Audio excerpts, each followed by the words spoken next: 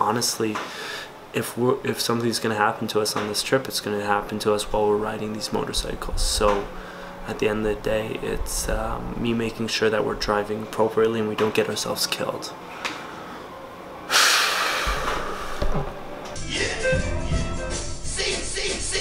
Yes. Chinese buffet.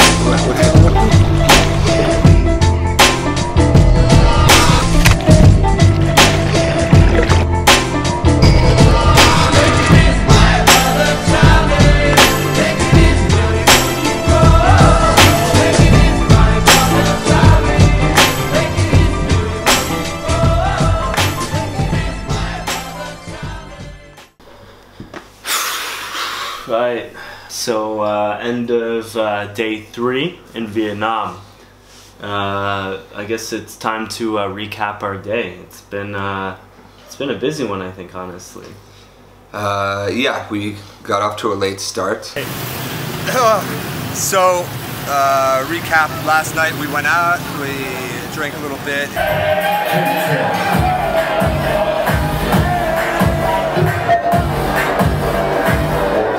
It was the opposite of the night before, which I got hungover. I was hungover the day before. This morning Josh was hungover and I was okay. Switching spaces. We wanted to reach Sapa. We realized that it's like 600 kilometers. It's not realistic. We'll probably have some halfway point. We realized yesterday that our plan of reaching all these places and spending time there is not as realistic as we expected. So we might have to take a bus for some of the trip. Extremely annoying. Anyways, and so we're leaving the hostel here in Hanoi. We're going to head up north towards Sapa, and yeah, we'll see where that takes us. Got it. This kind of sound. Let's hear the rest of it.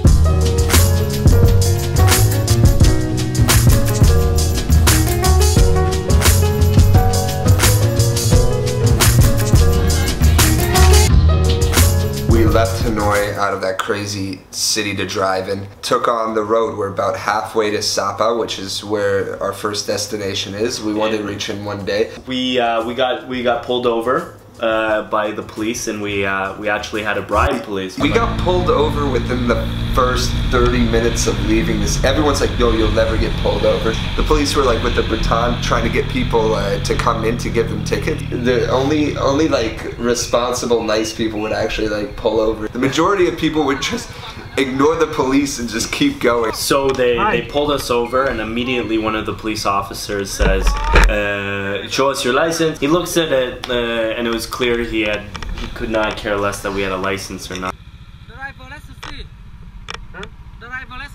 Driver's license, yeah. He couldn't even understand it, man. It's not even a motorcycle license. No shits were given. So then he turns to us and he says, okay, $20 for each of you. $20. $20?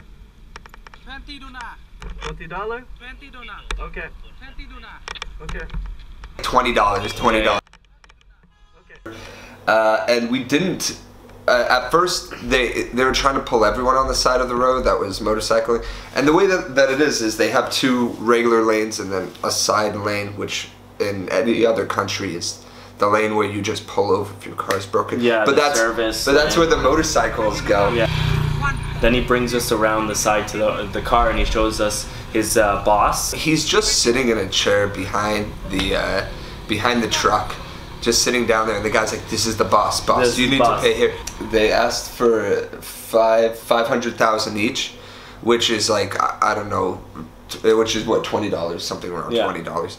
And they forgot. We just gave them 500,000, which is half what they asked for, and they didn't even think twice to ask. They were using like a Google Translate on their phone, anyways. And he has us give it to his boss. And his boss just puts it underneath like his chair in a box where he's got other money. Him and his friends are gonna go gambling or whatever the hell they do. Cocaine and hookers. Yeah, because that's what they do. Or maybe just a lot of folks. Or maybe all that laughing gas. Maybe these guys just want to get crazy off some of that laughing They're gas. gonna buy an entire tank. Yeah, they're just gonna skip the balloons. They're just gonna put their mouth on the tank. So we're in Yanbai right now. We've arrived at Yanbai. Yanbai. After asking around at a hotel or two, we arrived at the one we're at now, which is... It's actually really nice. They let us drive our motorcycles through the reception center. The way that it's set up was... We're gonna have to get some footage of it. Really interesting the way that it's set up. Yeah. And then we asked... Note to self, Josh, insert footage of driving through the hotel. As if you're gonna like listen to this in the morning. No. And post edit a month from now. I have to take a second just to show them. Josh, you move over to the side. We're in this hotel right here, and there's just this huge painting of this purple stallion with this labia-looking chest, just going off in the mountains and foothills of Vietnam. It really just ties the room together. The purple horse is an inspiration for us. It tells us that we're going in the right direction. Okay, is that it? Yeah, that's What it. else? Alright, next stop is Sapa.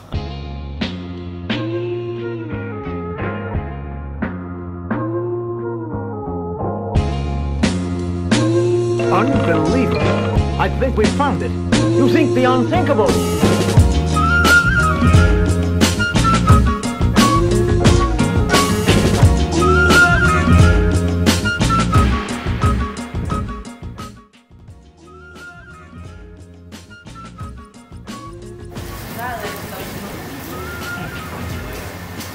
Do you have a wife?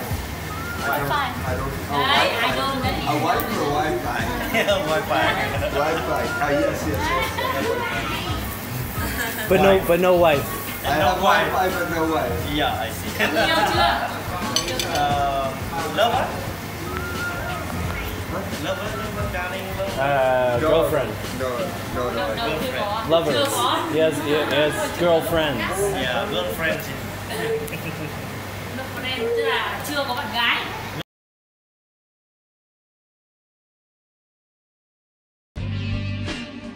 Wrong? Say a few words. Okay, but just as few as I possibly can.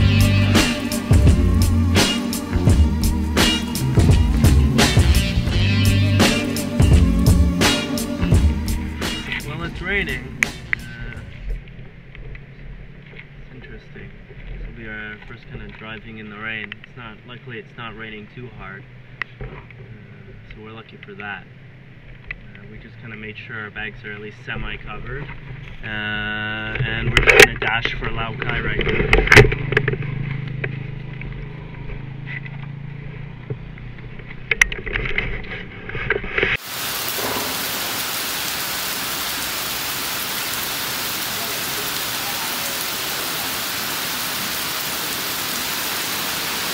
You want it? You want to give it a okay.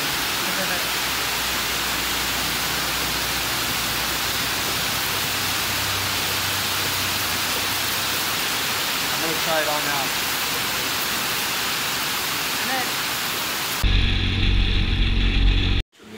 Taking a video saying what just happened. Explain how we just kind of got through this shit. We just arrived at Sapa Go Hostel, a very small hidden place. Just started raining crazy. We drove up here in the rain. Driving through the night. Swerving in between Trucks, buses. Trucks, buses, up a small windy road close to the China border. It actually didn't start really coming down till we got here, so we kind of lucked out from that. And the fact that we're still alive. Jesus. You can see both me and Peter are absolutely soaked. This is our stuff. I think it's relatively dry, no? Our bags? Talk about your pants. It's mostly us that are soaked. Josh got nice purple pants, trash bag pants. Yes, I got blue ones, but I ripped them. I'm too big. yeah. It's all the steroids he takes. Let's. I'm gonna put on pants and then we'll order food and we'll order literally a bowl full of rice that we can put both of our phones in. They're just gonna give us like wet rice. I don't understand you.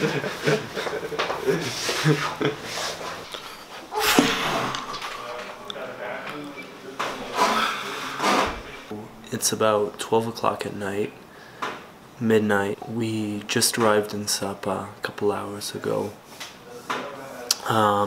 The ride there was interesting to say the least. We definitely had our fair share of close calls, whether it was water bison, young children sprinting out in the road, cars and trucks driving in our lane directly at us. We managed to make it all the way close to Sapa. It was already pretty pitch dark. We arrived at Laikau and we had to make up our minds whether we were going to continue on and drive for an hour in complete darkness. The roads are not lit, so it's us driving through pitch black, winding roads.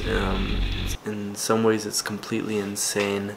Every turn we make, every roundabout we make, we're honking our horns, making sure no one, runs into us. We're flashing our high beams as much as possible. It was risky.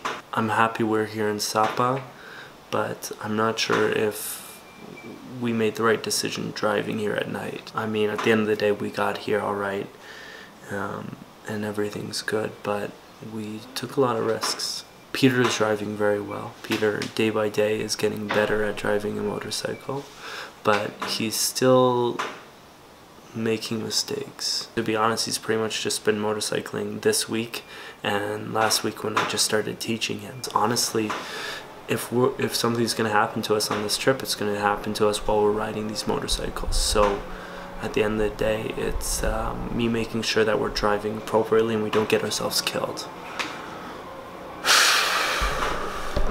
Tomorrow we're going to hike Sapa. We haven't decided yet where we're gonna go, whether we're gonna take a guided tour or not. I'm exhausted. My back is killing me. I know Peter's neck is killing him, but I'm proud of the work we've done. I know it's not easy riding on a motorcycle, up to 6 hours a day. But we're doing it, and I'm not sure we should be doing it every day, but we did what we had to do, and now we're where we are. I think that's about it. I'll catch up with you guys tomorrow, whoever you guys are. Alright, bye.